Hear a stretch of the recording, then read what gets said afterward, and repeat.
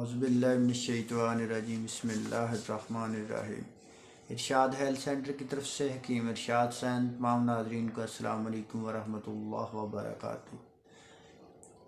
آج کی ہماری ویڈیو ہے کان کے بہنے کے بارے میں کہ کان کے اندر سے پانی کا نکلنا، کان سے ریشے کا نکلنا، کان سے پیپ کا نکلنا یا کان کے اندر انفیکشن کی وجہ سے بلیڈنگ ہونا۔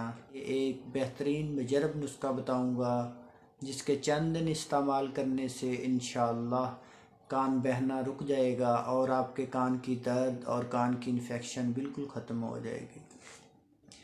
کان کے بہنے کی بہت سی وجوہات ہوتی ہیں۔ نمبر 1 پر جن لوگوں کو کرونک زکام، فیور یا کف ہوتی ہے، یہ وہ وجوہات ہیں جن کی بنا پر ان کے اثرات پوری باڈی پر پڑتے ہیں اور خاص طور پر اس کی وجہ سے کان بند ہو جاتے ہیں، ناک بند ہو جاتا ہے اور سر درد کرنے لگ جاتا ہے۔ یہ وہ وجوہات ہیں جن کی بنا پر کان کے بہنے کا سبب بنتے ہیں۔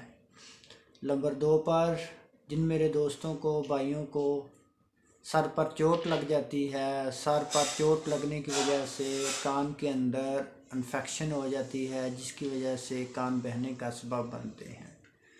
نمبر 3 پر جن لوگوں کو کرونک ڈیزیز ہوتی ہیں جیسے کہ دماغ کی ٹی بی وغیرہ، دماغ کا کینسر، دماغ کے اندر انفیکشن کا ہو جانا، جن کی بنا پر کان کے بہنے کی وجہ بنتی ہے۔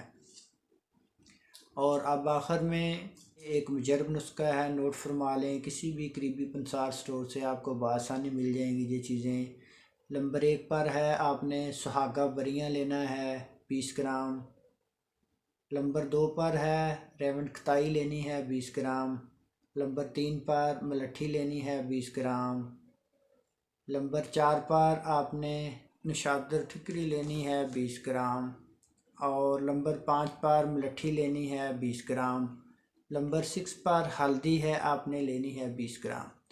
یہ چیزیں ہیں کسی بھی قریبی پنسار سٹور سے لے لیں۔ لینے کے بعد ان کو باریک پاؤڈر بنا لیں۔ اس کا طریقہ استعمال یہ ہے کہ آپ نے 500 ملی گرام والے کیپسول فلنگ کر لیں اور ایک کیپسول صبح کو اور شام کو استعمال کرنا ہے تازہ پانی کے ساتھ، چائے کے ساتھ یا دودھ کے ساتھ، اور آپ دیکھیں گے کہ چند ہی دنوں میں انشاءاللہ افاقہ آنا شروع ہو جائے گا۔ آپ کے کان کی درد، کان سے پیپ کا بہنا، کان سے ریشے کا بہنا انشاءاللہ میرے اللہ پاک کے کرم و فضل سے بالکل ختم ہو جائے گا۔